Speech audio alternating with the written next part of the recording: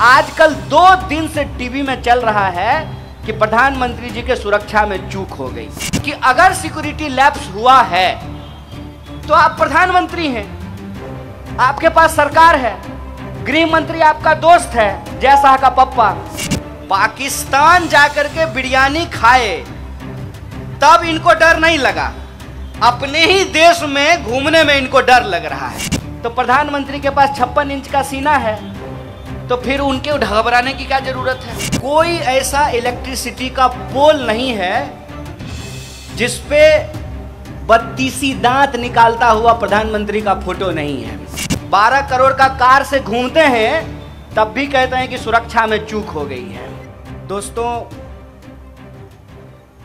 मैं पहली बार किसी पब्लिक इवेंट में गोवा आया हूं और मेरी हालत बिल्कुल वैसे ही हो रही है जैसे हिंदी फिल्म का एक गाना है, रूप तेरा ऐसा कि दर्पण में ना समाए। ये इतनी खूबसूरत और प्यारी जगह है कि मैं अपने थॉट्स को अरेंज नहीं कर पा रहा हूँ। मैं इतना खुश हूँ यहाँ के मौसम के चलते और यहाँ के लोगों की जो हॉस्पिटैलिटी है, वो जो रिस्पेक्ट देते हैं लोगों को, वातावरण में जो खुलापन है, जो फ्रीडम है, वो देख करके मन गदगद है। कोई ऐसा इलेक्ट्रिसिटी का पोल नहीं है जिसपे 32 दांत निकालता हुआ प्रधानमंत्री का फोटो नहीं है, और हर फोटो पे एक बात लिखा हुआ है, 10 वर्षा विकासाची। और कह रहे हैं, इतनी कोंकणी मुझे आती है कि 10 वर्ष में विकास की क्या कहानी लिखी गई है। और दावा उनका यह है कि गोवा में डबल इंजन की सरकार है। केंद्र की सरकार ने 5000 करोड़, कितना? 5000 करोड़। अरे आप संबित पात्रा थोड़ी हैं कि ट्रिलियन में कितना जीरो है नहीं बता सकते हैं। 5000 करोड़ सिर्फ और सिर्फ एडवर्टाइजमेंट पे खर्च किया है। और आप इधर से बंबई की तरफ से मैंगलोर जाएं या मैंगलोर की तरफ से मुंबई जाएं, नॉर्थ से साउथ गोवा का जो मेन हाईवे है उस पे घूम करके देख लीजिए कि सबसे ज्यादा प्रचार किस पार्टी के होर्डिंग के द्वारा किया गया है। मैं जब आ रहा था तो अपने यूथ कांग्रेस के साथी को पूछा, हमारा होर्डिंग बैनर नहीं दिख रहा है, तो उन्होंने बड़ी अच्छी जवाब दी। उन्होंने कहा कि लगभग 30% हमको वोट है गोवा में, लेकिन पोस्टर के मामले में 5% भी पोस्टर हमारा रोड पे नहीं लगा हुआ है। ये जो पैसा है ये इन्वेस्टमेंट है। ये इन्वेस्टमेंट किससे निकाला जाएगा? ये इन्वेस्टमेंट जब सरकार चुन करके आएगी तो आपसे निकाला जाएगा, आपके टैक्स के पैसे से वसूला जाएगा।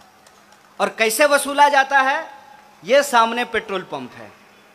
ये भाजपा के लोग कहते हैं शेर को पालने में खर्चा होता है।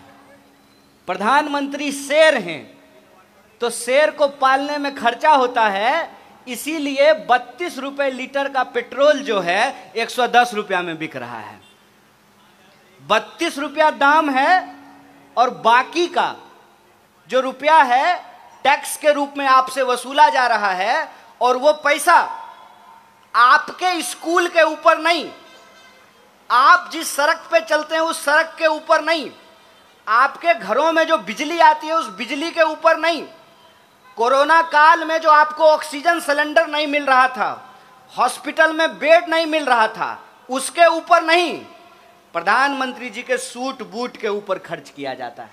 मैं आपको बताता हूं, आपको सोच करके हैरानी होगी कि दिल्ली के अंदर हालत क्या है। दिल्ली के अंदर LKG में एडमिशन लेने के लिए 5 लाख 10 लाख रुपए का डोनेशन देना पड़ता है। और बच्चे का इंटरव्यू नहीं होता है, माँ बाप का इंटरव्यू होता है। पढ़ाना बच्चे को है, इंटरव्यू माँ बाप का ले रहे हैं। सरकारी स्कूल इसलिए होना जरूरी है कि जो लोग नहीं अफोर्ड कर सकते हैं, वो सरकारी स्कूल में पढ़ेंगे, और जो लोग एफोर्ड कर सकते हैं वो प्राइवेट स्कूल में पढ़ें। प्राइवेट स्कूल क्या, वो ऑक्सफोर्ड चले जाएं, कैम्ब्रिज चले जाएं, अमेरिका चले जाएं, लंदन चले जाएं, दुनिया के किसी कोने में जाकर के पढ़ें। लेकिन लोकतंत्र की बुनियाद तभी टिकी रहेगी जब राज्य अपनी जिम्मेवारी समझेगा। और तकलीफ की बात यह है कि राज्य आज के डेट में कोई जिम्मेवारी नहीं लेता है। मैंने आपको एक एग्जाम्पल बताया कि प्रधानमंत्री रैली करेंगे और देश की जनता को कहेंगे कि घर में बैठ करके 2 गज दूरी, मास्क है जरूरी, खुद मास्क नहीं लगाएंगे। देश बचाने की जिम्मेवारी जनता की, टैक्स देने की जिम्मेवारी जनता की, कोरोना से लड़ने की जिम्मेवारी जनता की। तो आप सोच करके बताइए कि सब कुछ अगर जनता ही करेगी तो सरकार क्या करेगी? सरकार आखिर हम क्यों चुनते हैं? आप सोच करके बताइए कि अगर एयर इंडिया नहीं होगा तो हम विमान मंत्री लेकर के क्या करेंगे?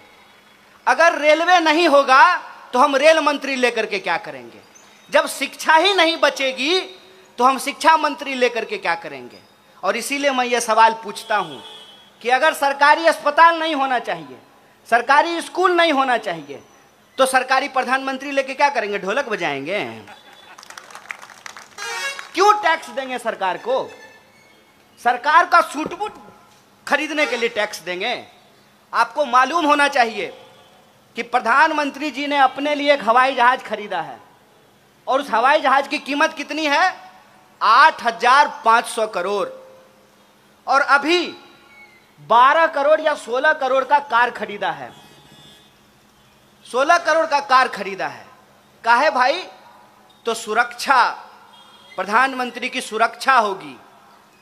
12 करोड़ का कार से घूमते हैं तब भी कहते हैं कि सुरक्षा में चूक हो गई है। कि टीवी खरीदते हैं हम लोग अपने पैसे से, और टीवी को रिचार्ज कराते हैं अपने पैसे से, लेकिन टीवी में जो 24 घंटा न्यूज चलता है उसमें हमारे आपके जीवन से जुड़ा हुआ एक भी मुद्दा नहीं होता है। टीवी को बंद कीजिए और अपने जीवन में झांक करके देखिए कि आपके जीवन में क्या हो रहा है।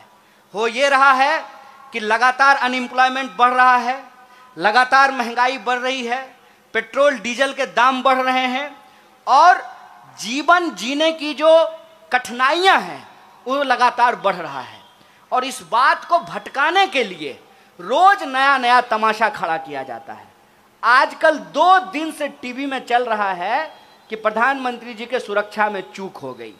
24 घंटा यही चल रहा है। एक तो प्रधानमंत्री के पास 56 इंच का सीना है, तो फिर उनके घबराने की क्या जरूरत है? दूसरा, कह रहे हैं कि प्रधानमंत्री किसी पार्टी के नहीं होते हैं, देश के होते हैं। ठीक बात है। तो प्रधानमंत्री अगर किसी पार्टी के नहीं होते हैं तो किसी पार्टी का जाकर के चुनाव प्रचार भी नहीं करना चाहिए। और तीसरा कि अगर सिक्योरिटी लैप्स हुआ है तो आप प्रधानमंत्री हैं, आपके पास सरकार है, गृह मंत्री आपका दोस्त है, जय शाह का पप्पा अमित शाह, एसपीजी उसके अंडर में है। आप जांच करा करके देख लीजिए कि कहां लैप्स हुआ है। पाकिस्तान जाकर के बिरयानी खाए तब इनको डर नहीं लगा, अपने ही देश में घूमने में इनको डर लग रहा है। पल में तोला पल में मासा, ये तो नहीं चलने वाला है साहब। एक तरफ कहते हैं कि मजबूत प्रधानमंत्री हैं और दूसरी तरफ डर करके भाग जाते हैं। ऐसे नहीं चलने वाला है साहब। आप मुद्दे को भटकाना बंद कीजिए। मुद्दा यह है कि कितना भी आप प्रचार कर लीजिएगा ना, सच सच होता है। एक बात बताइए कि नारियल के पेड़ के नीचे खड़ा हो जाएं और हम 1 लाख बार बोलें आम है आम है आम है, तो नारियल आम हो जाएगा? कहते हैं बंदर क्या जाने आदि का स्वाद, बंदर क्या जाने आदि का स्वाद, और संघी क्या जाने आजादी का स्वाद। जो लोग इस देश की आजादी में शामिल नहीं थे, जिन लोगों ने इस देश को आजादी नहीं दिलाई, उनको इस देश की आजादी से प्यार भी नहीं है। कहते हैं ना, जो बनाता है उसी को दर्द होता है। महिलाएं इस बात को बखूबी समझेंगी कि जो मां 9 महीने बच्चे को अपने पेट में रखती है, उसको मालूम होता है कि मां बनना कितना मुश्किल काम होता है। जो घर छोड़ करके भाग गए हैं, जो घर नहीं चला पाए हैं, वो देश क्या खाक चला पाएंगे। इसीलिए मैं आपसे कहता हूं कि आज के डेट में इस देश की जो बहुसंख्यक आबादी है, उसको ये सोचना पड़ेगा कि उसका मुद्दा क्या है। और उसका मुद्दा है एम्प्लॉयमेंट, उसका मुद्दा है महंगाई, उसका मुद्दा है पॉलिटिकल, सोशल, इकोनॉमिक और कल्चरल पार्टिसिपेशन। उसका मुद्दा है कि इस देश के अंदर महिला हो या पुरुष हो, काला हो या गोरा हो, सबको जो बराबरी से रहने का हक मिला है, वो बराबरी का हक। यहाँ कुछ सिपाही खड़े हुए हैं, ये संविधान की ही ताकत है कि सिपाही जो डंडा लेकर के खड़ा है उसका वोट भी एक होता है, और इनके जो डीसीपी और डीजीपी होंगे उनका वोट भी एक होता है। ये देश के लोगों का मुद्दा है, और इस मुद्दे से लोगों का ध्यान भटकाने के लिए तरह तरह का तमाशा रचा जाता है, तरह तरह का तमाशा खड़ा किया जाता है। और इस तमाशे के खिलाफ जो जनता है, उसका जो सवाल है, उस सवाल को उनके बीच में ला करके रखना, ये हमारी जिम्मेवारी है। और इस जिम्मेवारी को कांग्रेस पार्टी हर हालत में उठाएगी। आजकल कांग्रेस पार्टी के लिए कुछ नए नए शब्द गढ़े गए हैं। जैसे मैं जब आ रहा था तो मुझे किसी ने कहा कि टुकड़े टुकड़े का पोस्टर लगा दिया है। हमने कहा कि देखिए, हम बड़ी प्राउडली कहते हैं कि हम टुकड़ा टुकड़ा करेंगे भाजपा का। इतना टुकड़ा करेंगे ना कि फिर ये फेविकॉल क्या फेविक्विक लगाने के बाद भी ये जुड़ नहीं पाएगा।